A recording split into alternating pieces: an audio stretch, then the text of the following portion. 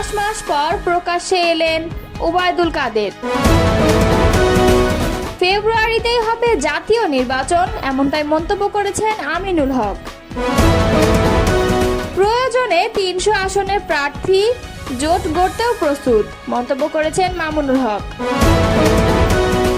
আবু সাঈদ হত্যা মামলার আনুষ্ঠানিক অভিযোগ ট্রাইব্যুনালে দাখিল। এতক্ষণ শুনছিলেন সংবাদ শিরোনাম, এবারে বিস্তারিত। গত বছরের 5 আগস্ট আওয়ামী লীগ সরকারের পতনের পর থেকে দলটির সাধারণ সম্পাদক ওবায়দুল কাদেরকে প্রকাশ্যে দেখা যায়নি, কিন্তু সম্প্রতি তিনি প্রকাশ্যে এসে বর্তমান সরকারের সমালোচনা করেছেন।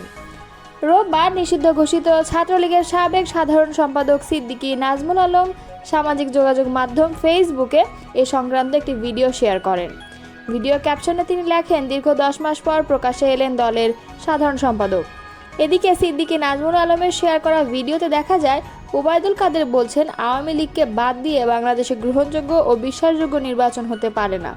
তারা আদৌ নির্বাচন দিবে কিনা সে ব্যাপারে আমার যথেষ্ট সন্দেহ রয়েছে। নির্বাচনের নামে তাদের যে অশুভ ঐক্য, এই ঐক্যকে নিয়ে তারা আজ সংস্কারের নামে গোটা জাতিকে বিভ্রান্ত করছে। আজকের বিচারের নামে ক্যাঙ্গারু কোর্ট বসিয়ে প্রহসন চালানো হচ্ছে। এই ধারা আমরা গুড়িয়ে দেব এবং এর বিরুদ্ধে আমাদের প্রতিরোধ চলবে। মিথ্যাচারের মাধ্যমে মানুষের নজর ঘোরানোর সুযোগ নেই। যারা এই অপচেষ্টা করছে তারা খুব একটা লাভবান হবে না বলে মন্তব্য করেছেন বিএনপির স্থায়ী কমিটির সদস্য আমির খসরু মাহমুদ চৌধুরী। আজ রোববার বিকেলে গুলশান চেয়ারপারসনের কার্যালয়ে কানাডিয়ান হাই কমিশনারের সঙ্গে বৈঠকের পর সাংবাদিকদের প্রশ্নের জবাবে তিনি এই কথা বলেন। আমির খসরু বলেন, আগামী দিনে নির্বাচনের সুবিধা নেওয়ার জন্য, নির্বাচনী বৈতরণী পার হওয়ার জন্য এ ধরনের ঘটনা সমাধান না করে রাজনীতিকরণের যে চেষ্টা চলছে তা দুঃখজনক।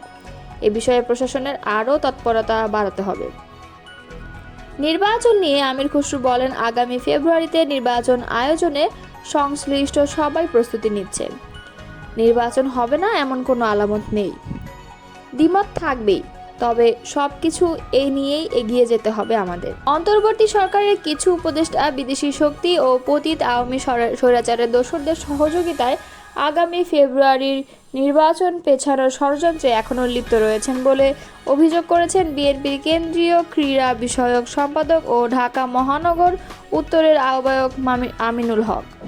রোববার পল্লবী থানা ও রূপনগর থানা বিএনপির উদ্যোগে আয়োজিত সদস্য ফোরাম বিতরণ ও নবায়ন কর্মসূচির দুটি পৃথক অনুষ্ঠানে প্রধান অতিথি বক্তব্যে তিনি এ অভিযোগ করেন। আমিনুল হক বলেন, নির্বাচন নিয়ে যত ষড়যন্ত্রই হোক না কেন, ইনশাআল্লাহ আগামী ফেব্রুয়ারিতেই অবাধ, সুষ্ঠু ও অংশগ্রহণমূলক জাতীয় নির্বাচন অনুষ্ঠিত হবে। এই নির্বাচনের মাধ্যমে জনগণের সরকার প্রতিষ্ঠা পাবে এবং বাংলাদেশ গড়বে একটি মানবিক রাষ্ট্র।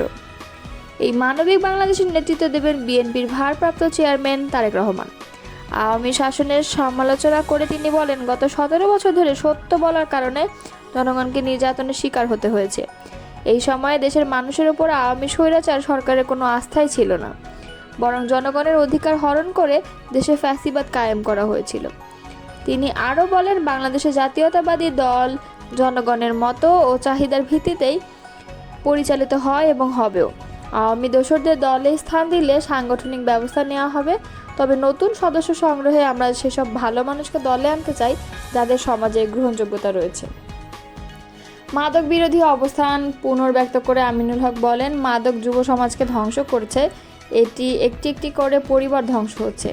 যারা মাদক ব্যবসা ও সেবনের সঙ্গে জড়িত তারা এখনই ভালো হয়ে যান, নইলে আইনগত ব্যবস্থা নেওয়া হবে। সুস্থ জাতি গড়তে পরিবর্তন আবশ্যক। পল্লবী থানা বিএনপির ভারপ্রাপ্ত আহ্বায়ক কামাল হোসাইন খান ও রূপনগর থানা বিএনপির আহ্বায়ক জহিরুল হকের সভাপতিত্বে বক্তব্য দেন মহানগর উত্তর বিএনপির সদস্য সচিব মোস্তফা জামান।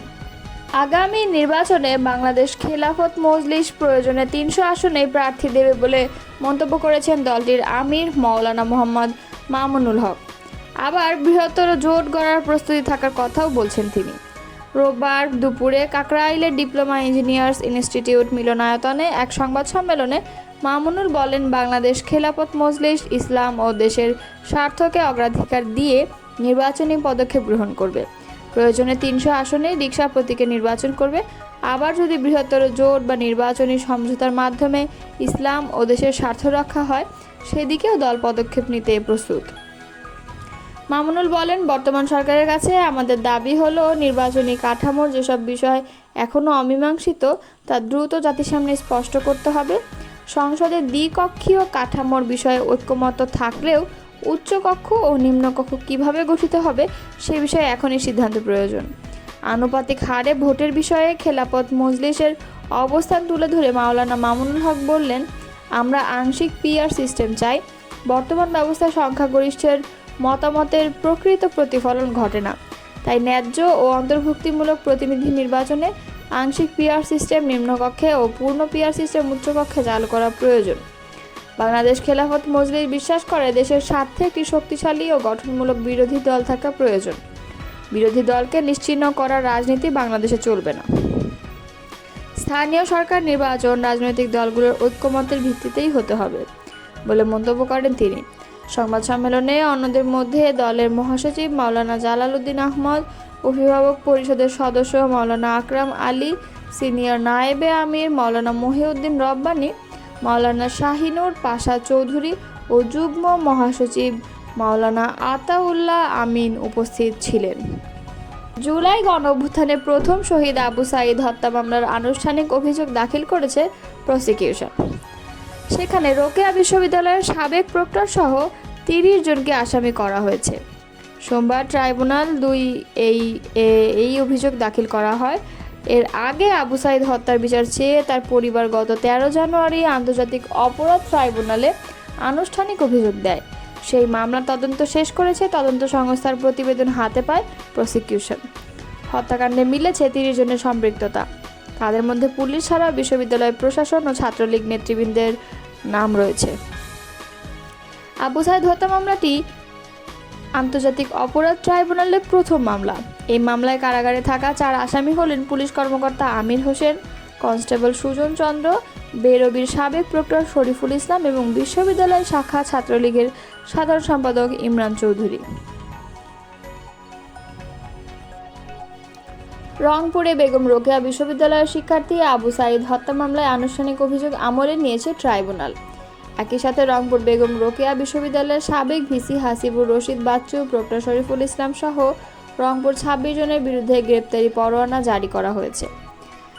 এর আগে সকালে জুলাই গণঅভ্যুত্থানের প্রথম শহীদ আবু সাঈদ হত্যা মামলার আনুষ্ঠানিক অভিযোগ দাখিল করে প্রসিকিউশন। প্রক্টর সহ 30 জনকে আসামি করা হয়। তাদের মধ্যে পুলিশ ছাড়াও ছাত্রলীগ নেতৃবৃন্দের নাম রয়েছে। বেরবির প্রক্টর শরীফুল ইসলাম, বিশ্ববিদ্যালয় শাখা ছাত্রলীগের সাধারণ সম্পাদক ইমরান চৌধুরী, এই 4 জন বাদে বাকি 26 জনের নামে গ্রেপ্তারি পরোয়ানা জারি করেছে ট্রাইব্যুনাল। আবু সাঈদ হত্যার বিচার চেয়ে তার পরিবার গত 13 জানুয়ারি আন্তর্জাতিক অপরাধ ট্রাইব্যুনালে আনুষ্ঠানিক অভিযোগ দেয়। সেই মামলার তদন্ত শেষ করেছে তদন্ত সংস্থা। প্রতিবেদন হাতে পায় প্রসিকিউশন। তদন্তে হত্যাকাণ্ডে 30 জনের সম্পৃক্ততা পাওয়া গিয়েছে।